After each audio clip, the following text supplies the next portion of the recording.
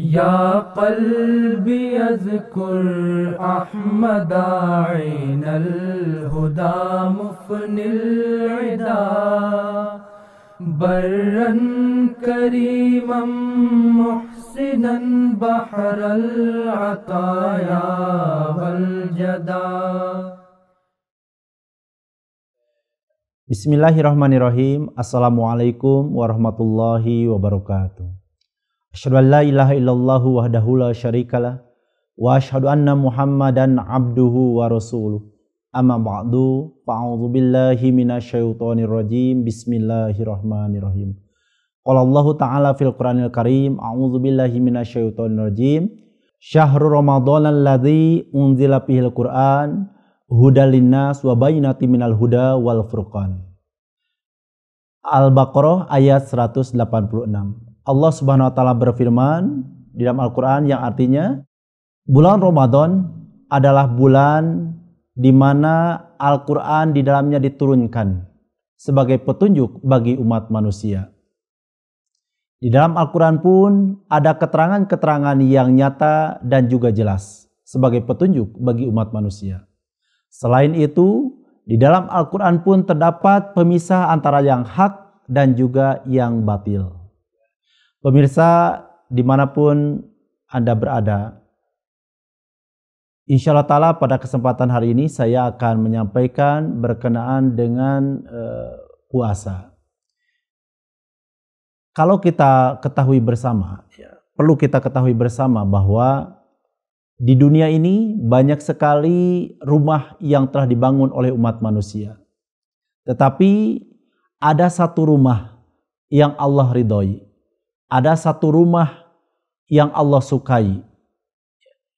Rumah apakah itu? Yaitu rumah yang ada di Mekah Al-Mukarramah, yaitu Baitullah di Mekah Al-Mukarramah. Ya. Kemudian ada begitu banyak bulan.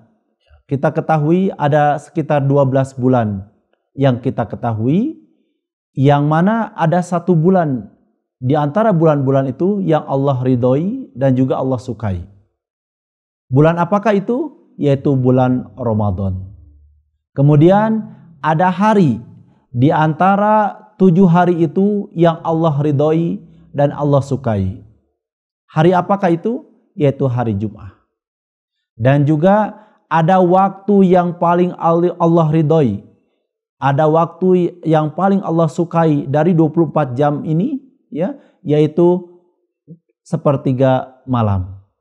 Bulan Ramadan adalah bulan yang mana di dalam bulan itu terdapat begitu banyak tanda-tanda yang Allah berikan untuk umat manusia.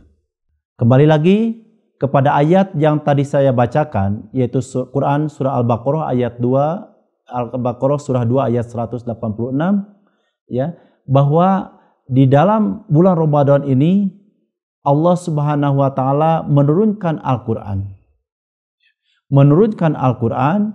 Di dalam Al-Qur'an itu, ya, apa saja yang perlu kita pahami, apa saja yang perlu kita renungkan, apa saja yang perlu kita tafakuri, ya, apa saja yang perlu kita tadaburi di dalam Al-Qur'an itu. Kenapa Al-Quran bisa diturunkan di dalam bulan suci Ramadan, bukan di bulan-bulan yang lainnya? Ya, begitu banyak hikmah, begitu banyak tanda, begitu banyak kabar suka, begitu banyak manfaat yang Allah berikan kepada umat manusia di dalam Al-Quran itu. Al-Quran juga sumber dari semua sumber ilmu. Banyak sekali hazanah, ya, lautan ilmu yang terdapat di dalam Al-Quran, yang kalau kita benar-benar membacanya, benar-benar memahami, ya, dan juga melaksanakan apapun yang diperintahkan oleh Allah Subhanahu wa taala, ya, dan menghindarkan diri dari apapun yang Allah larang, maka insya Allah taala kita akan menemukan begitu banyak ilmu ataupun lautan hikmah yang tidak ada batasnya, yang tidak bertepi. Ya, banyak sekali masalah, ya, banyak sekali hal yang sebenarnya bisa diselesaikan dengan Al-Quran. Al-Quran tadi, ya, mengandung banyak sekali ilmu, mengandung banyak sekali hazanah, ya, yang ketika orang tadi membacanya dengan benar, memahaminya dengan benar, semua ilmu yang ada selama ini yang sudah diketahui oleh umat manusia justru sumbernya, ya, berasal dari Al-Qur'anul Karim. Ya. Karena Al-Qur'anul Karim ini adalah ilmu rohani. Ya.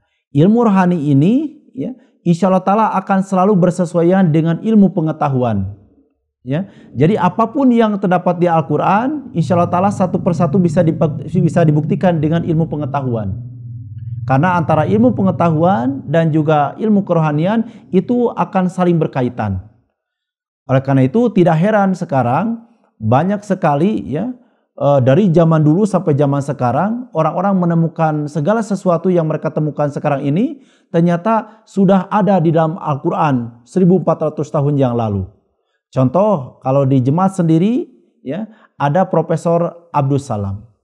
Beliau bagaimana dengan keilmuan yang beliau miliki, dengan pengetahuan ilmu yang beliau miliki, beliau menggabungkan dengan ilmu Al-Quran ataupun beliau gandingkan ataupun beliau sandingkan, ya, dengan ilmu Al-Quran, maka ternyata banyak sekali ilmu yang beliau bisa dapatkan. Yang akhirnya berkat karunia dari Allah SWT, beliau bisa mendapatkan ataupun meraih penghargaan ataupun mendapatkan Nobel, ya, penghargaan dari dunia internasional. Itulah bagaimana seseorang yang bisa menggabungkan antara keilmuan yang ada dalam Al-Quran, kemudian digabungkan, ya, ataupun disandingkan dengan ilmu pengetahuan yang beliau pelajari, ya, yang mereka pelajari selama ini, insya Allah Ta'ala ilmu Al-Quran akan membukakan hazanah lautan ilmu yang tidak terhingga untuk orang yang mau memahami dan juga mau mempelajari dan juga memahaminya. Selain itu, ya, apa hikmah Al-Quran diturunkan oleh Allah SWT? Al-Quran pun, ya, sebagai hakim ataupun sebagai jalan keluar, ya, untuk perselisihan-perselisihan yang terjadi pada saat ini. Kenapa perselisihan-perselisihan yang terjadi di dunia, baik itu di kalangan umat Islam ataupun non-Muslim, ya, itu banyak sekali terjadi perselisihan, banyak sekali terjadi pertengkaran, banyak sekali keributan yang terjadi di dunia ini. Kenapa bisa seperti itu? Karena manusia, khususnya umat Islam, mungkin saja sudah mulai meninggalkan tuntunan dari Al-Quran itu sendiri.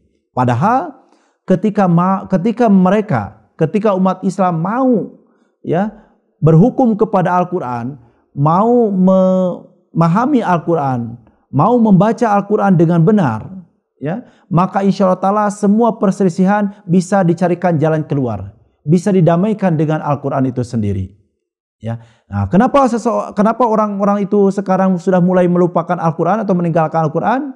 Ya, karena mereka mungkin saja tidak memahami isi dari Al-Quran itu sendiri. Karena memang Allah SWT tidak membiarkan ataupun tidak memberikan begitu saja pemahaman Al-Quran. Hanya kepada orang-orang terpilih saja yang Allah berikan pemahaman Al-Quran itu. Sebagaimana di dalam Al-Quran disebutkan la yamassuhu illal mutahharun. Ya, tidak akan ada yang dapat menggali, memahami Al-Quran ini kecuali orang-orang yang disucikan oleh Allah Subhanahu wa taala. Kenapa orang itu disucikan oleh Allah Subhanahu wa taala? Karena beliau-beliau ataupun mereka itu, ya, mau mensucikan dirinya. Yang akhirnya Allah pun datang dengan pensuciannya.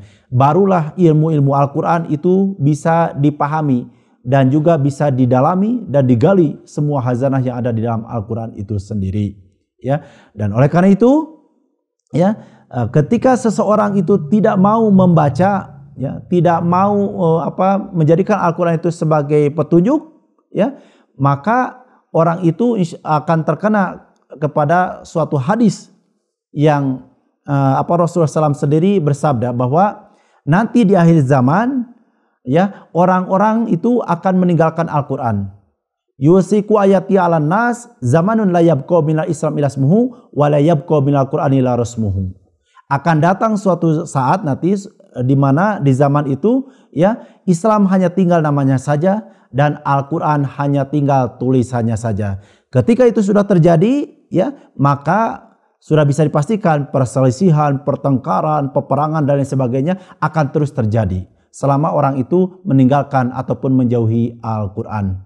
Kemudian hikmah lain di dalam Al-Quran adalah Al-Quran bisa menjadikan petunjuk bagi kemajuan jasmani dan juga rohani manusia. Kemudian Al-Quran pun bisa menjadi asyifa, penyembuh, baik itu penyembuh untuk sakit rohani ataupun jasmani. Ya, Al-Quran pun bisa menjadikan rahmat bagi orang yang membacanya, baik itu orang yang pintar ataupun orang yang tidak pintar, maupun orang yang kaya ataupun tidak kaya ataupun miskin. Oleh karena itu, marilah kita senantiasa membaca Al-Quran ini, apalagi di bulan suci Ramadan harus memperbanyak Al-Quran. Karena di dalam hadis bahwa khairukum man ta'allamal Qur'an wa 'allamahu. Sebaik-baik manusia adalah orang yang mempelajari Al-Quran dan mengajarkannya juga kepada orang lain. Semoga di bulan suci Ramadan ini kita banyak mempelajari Al-Quran dan juga kita pun berusaha untuk mengajarkannya kepada orang lain.